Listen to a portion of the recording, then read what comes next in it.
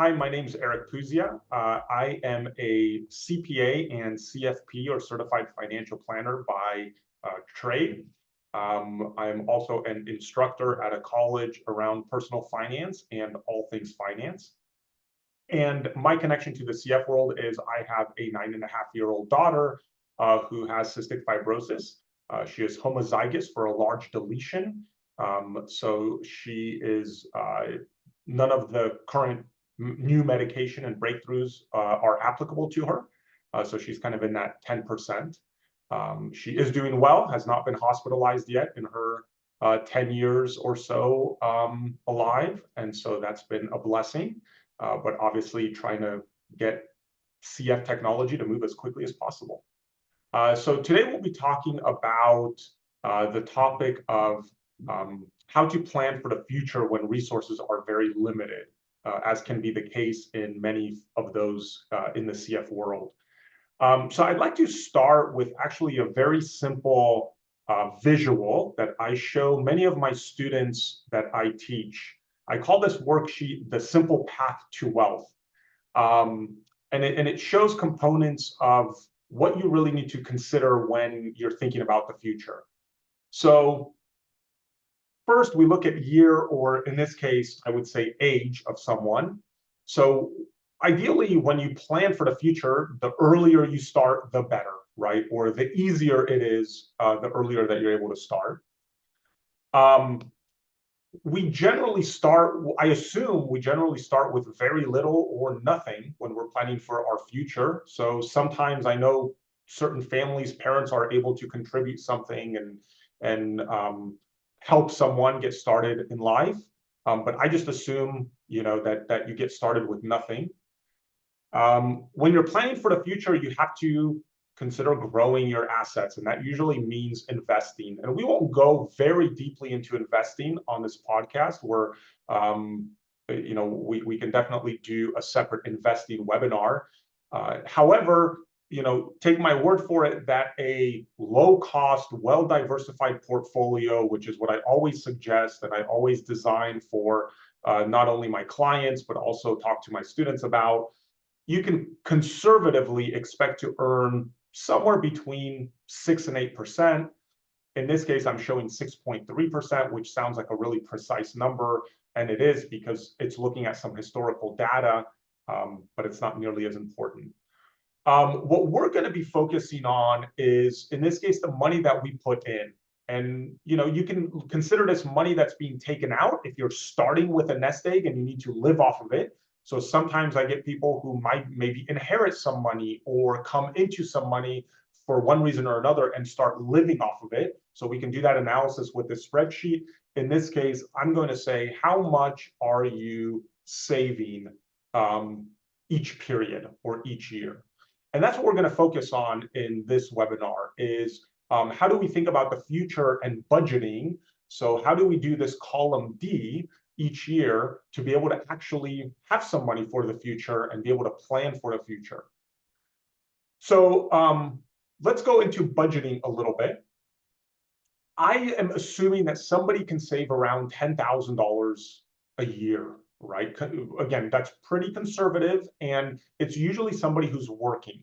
So let's start with the example of somebody who's not working. So if you are in a position where you are not working, you are not able to work, you do not have family that's able to help you, and you are simply living off of government, some kind of government help, so Social Security, disability comes to mind, generally your budget is extremely limited, and you may not be able to save anything. You may basically be just living in to pay the basic bills, food, electricity, things like that. So that is the most challenging situation. And I'll be honest, in the United States, I don't think we have a good system for that scenario, given that we have to pay out of pocket for healthcare expenses. We don't have very strong social programs, especially around housing.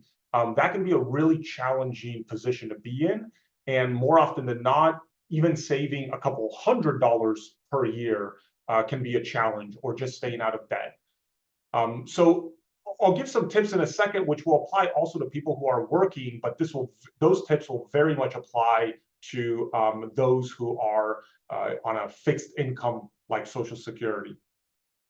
So I'm going to get out of this spreadsheet for now, but that is the assumption. Oh, actually, before I get out of it, let me show you the power of this approach, right? So again, you start at a given age, you put away some money, and you have a rate of return, which again, these are low cost, widely diversified investments. You're not doing anything. This is money that this approach to investing, you won't lose money unless you have to sell your investments, right? It's so diversified that for you to truly lose money would require, the world to end. That doesn't mean your account won't go down. Your account will absolutely go down, but if you wait long enough, it will recover and even exceed where it was before. You just have to be patient and have the ability to be patient. So that's why we think about these things, trying to think about them as far in advance as possible. And you can see that simply saving $10,000 a year starting at age 20 can really add up to a considerable sum. Somebody in that situation, and we are talking in the CF world about most CF individuals likely living into retirement age at this point, right? 60s and 70s is not unrealistic for somebody who's in decent health today, especially if medications like Trikafta are applicable to you. And you can see that somebody like that can comfortably become a multi-millionaire by the time they get into their mid-60s. So they can have a net worth just from this process well over $2 million.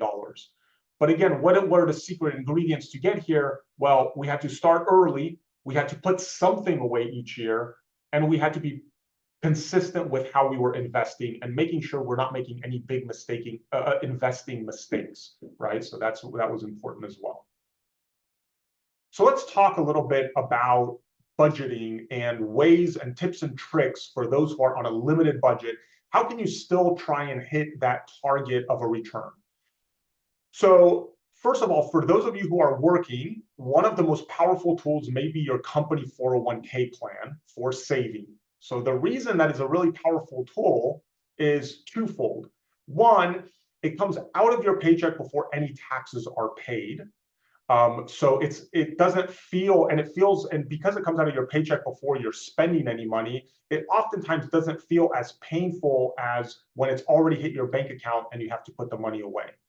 But the more powerful reason is most companies will offer a match when you put money in. So let's say you are making $50,000 a year and the company offers a 5% match based on your income. So if you put in $2,500, your company will put in $2,500. So just like that, you could save $5,000 a year, but really it was only $2,500 out of your pocket. And actually, it wasn't even $2,500 out of your pocket because you also didn't pay taxes on that money yet. So really, the cash out of your pocket might be $2,000, but your savings account, that column that I showed you, grew by $5,000. And obviously, if you make more money or you're able to save more money or your company has a higher match, many companies have much higher matches than that, that number can grow exponentially. And you saw the power of that over the years. So for those who are working and not working, what are some additional ways that we can think about budgeting? So I find that for most people, there's two costs that are substantial in their lives, and that tends to be housing and transportation. And I know in the CF world, a lot of people will say medical, and that's absolutely true. And it is on a case-by-case basis, depending on, are you covered by private insurance, what your deductibles are you under Medicaid of some sort, what state are you in, how much of your medicine is being covered. So in somebody's situation, it may actually be, especially in the CF world, that it's housing followed by medicine, which we generally think of co-payments, then followed by transportation. But for a lot of people, it's actually transportation and housing. So housing is the one you can probably have the largest effect on. And one of the more popular ways for those on very limited incomes is what's called house hacking.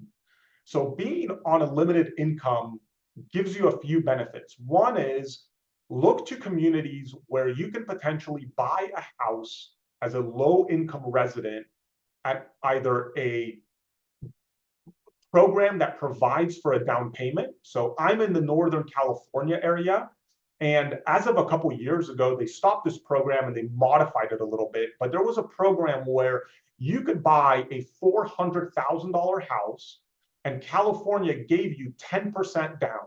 So they gave you $40,000 as a interest-free loan. And if you owned that house for 5 years or more, that loan was essentially forgiven. So basically, the state of California gave you 10% towards buying your own house. And there's also lots of programs around first-time home buyers. You can buy with no money down. You can buy with limited money down. And so what you can do then is house hack, which means live in one part of the house, but rent out the other part of the house. So you get roommates, you do things like furnished rentals. So right now there's a huge need for medical professionals, specifically nurses. There's a lot of traveling nurses that will come from out of an area and go and work at a hospital for maybe 3 months or 6 months or 9 months. They will tend to pay a little bit of a premium for a place that they want to rent. Those can be great ways to get a quality person to live in part of your property and help you pay the mortgage. And if you do that well enough, if you buy the right property in the right location and get the right kind of tenants, it is very possible, and I've seen many people do it, where their entire mortgage payment is covered by that rental income that comes in, right? You can also do things like Airbnb, VRBO, right, which are the short-term rentals for people that come into town. So that's what I would call house hacking, which is essentially get yourself locked into a house or a place to live and get help paying for that, because again, that tends to be the largest expense for most people. That is one great option. Another great option is to try and find a community to live in that has rent-controlled units, right? So again, I'm in Northern California, and places like San Francisco and the Oakland East Bay area, I know of people who have apartments. The average apartment rent is probably $3,000 to $4,000, and I know of people that have apartment rents that run $1,000, right? And they can only go up some limited dollar amount each month. So those are the two easiest ways to keep your costs low when it comes to housing expenses, which again I find tends to be one of the more expensive ways, more expensive parts of everyone's budget. The next step, again, medicine, there's lots of programs around that, right? Especially if you're somebody who's taking things like Trikafta, you can work with the companies like Vertex or some of the other providers of the medicine. Try and take advantage of any program that you have. Your social worker, as part of your CF care team, can be a great resource for that. They tend to know a lot of the tips and tricks around how to help get your medicine covered. And your co-pays and things like that. And again, that's going to be very different and very unique to where you live, what kind of insurance coverage you have, and the programs in the area that you're in. But definitely look with organizations like CFRI, CFF. There's so many CF organizations out there, and every really medical condition seems to have some organization that helps those people around the medical costs part of things. And finally, transportation, which again, I find is another major cost component for most people's budget. You just have to be thoughtful about making sure you're smart about your transportation. If you live in an urban area, do you really need a car? If you're in a suburban area, be thoughtful about the kind of car that you own, right? Avoid cars that are expensive to maintain. I love cars like the Honda CRV if you want an SUV. Maybe you're in a snow type of area or a mountainous region that you need of all-wheel drive. So cars like the Honda CRV, very popular. There's lots of them out there. When it breaks, it's usually low cost to fix. Almost every car auto repair shop can fix them. Those are the kind of cars I think about, or a Honda Civic or some kind of Toyota. You want to avoid expensive cars to repair. Certainly, BMWs, Mercedes, things like that. Sometimes people will say, well, I'm getting this for such a low price. The reason a lot of those used cars tend to cost so little later on is because their repair bills can be astronomical when you do that. So that's a way to save on transportation costs. But again, if you can live in an urban area, that may not even be necessary. And a lot of public transportation has all sorts of programs for low-income individuals. So right there's 3 ways you can potentially live almost cost-free if not cost-free, right, by doing all sorts of house hacking.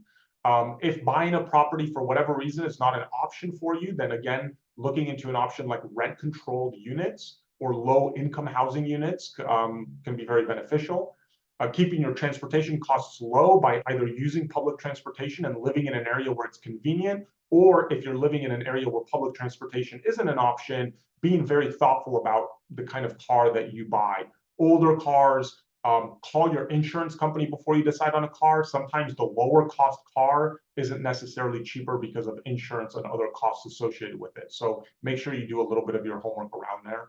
And then food tends to be the other issue. I know there's food insecurity, especially in the CF community. And so again, that's going to be very local. Go to check out local programs. I teach at a college, and that college, many people don't realize, but the college where I teach actually has a food insecurity area that essentially has a food pantry within the college. So for those, so this is not even specific to anybody with medical conditions. It can be any student that attends that college. If they are food insecure, they could go in there and get food. And I'm pretty sure if somebody came from the community, they wouldn't turn them away either. So those are great ways things to consider. Usually what I find with most people around food expenses, especially nowadays, I know here in California, we just had a law that passed where the minimum wage for fast food workers is $20 an hour. And so what happened? Well, immediately the cost of fast food went up considerably in some situations. In fact, I was laughing because when I was young, a Whopper meal at Burger King cost something like $4.99. And I don't eat fast food, but I recently looked and it's like $16 now to get a Burger King Whopper meal.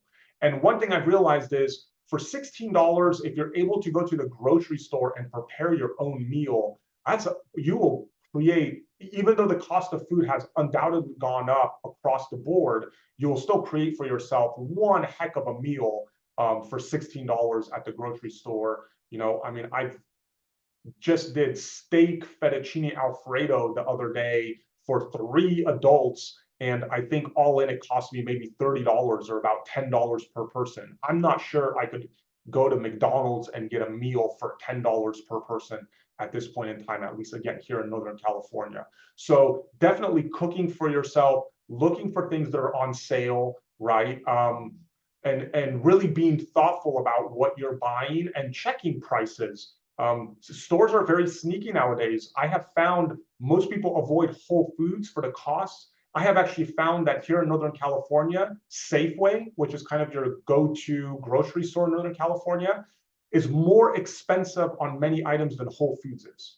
So you really have to do your homework. You can't just make any assumptions. One of my favorite grocery stores that I think has very reasonable pricing in general is Trader Joe's. So if you have a store like Trader Joe's around you, if you can buy in bulk at Costco, that can also be beneficial. Though again, I've compared prices between things like Trader Joe's and Costco and found that the difference isn't that big.